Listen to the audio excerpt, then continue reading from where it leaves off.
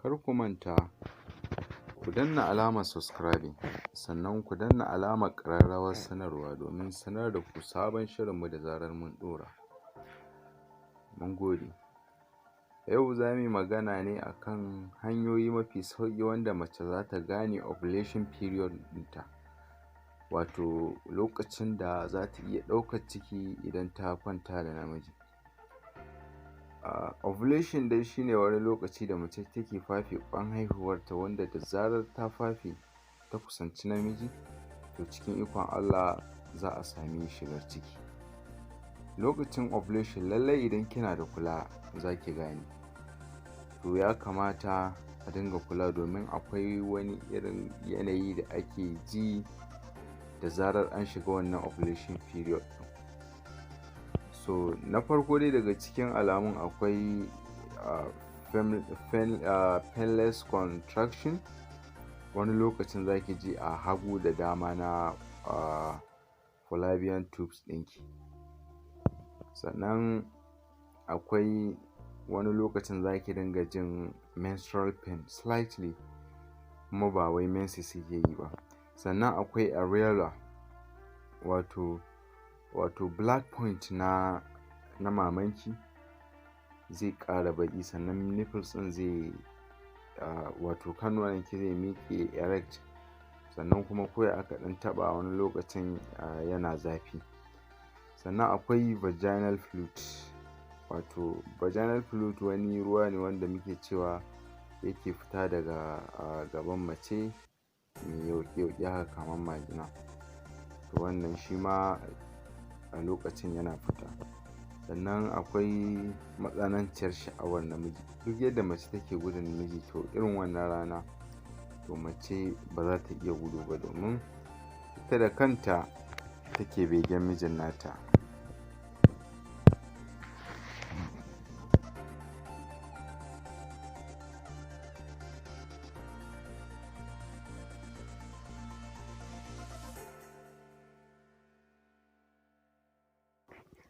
So waɗannan dai su ne kaɗan daga cikin alamu waɗanda mace za ta iya gane ovulation period ɗinta.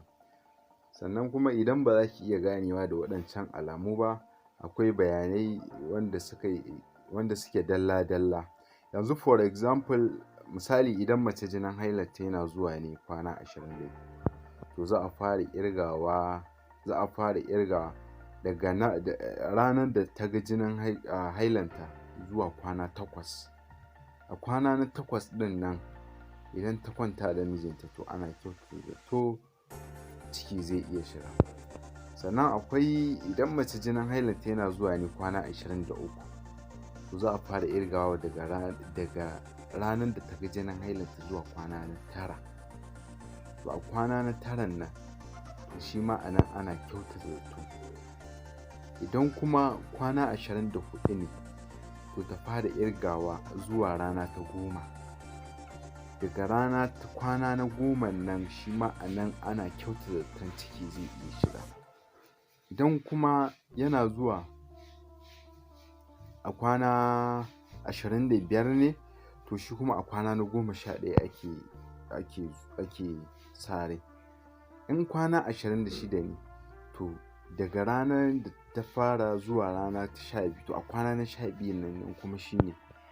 Idan kuma a 27 ne, shi kuma hailanta zai iya zuwa a kwana na 13. Idan ta kwanta nan, to ana kyautata zato ciki zai iya shiga.